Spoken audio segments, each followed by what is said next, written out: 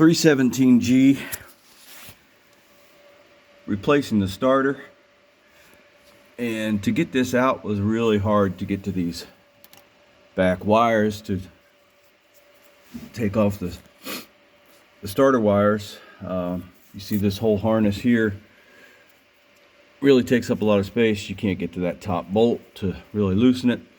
But the game changer was taking this radiator or antifreeze coolant hose loose, putting a bolt in the end, something to keep it from leaking out because you're still lower than the top of the radiator.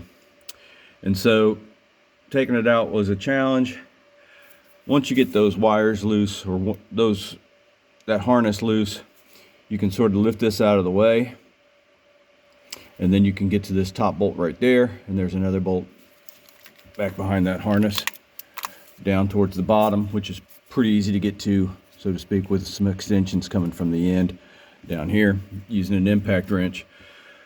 And then to put it back together, there is a screw for the starter solenoid igniter that's attached to this wire. That's a screw right there, and you cannot get to that at any stretch of the imagination when it's installed.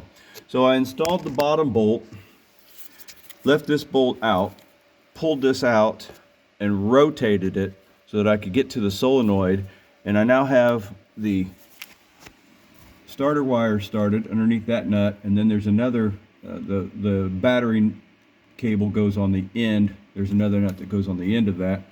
And then I went ahead and tightened down the screw with the starter, and now I'm going back and I'm going to replace and put this nut, get it started, tighten down, and then I'll tighten down my wires there, and then come from back here in all that empty space, put my impact wrench to do that bottom bolt on the starter. There's only 2 bolts, so let you know how it turns out.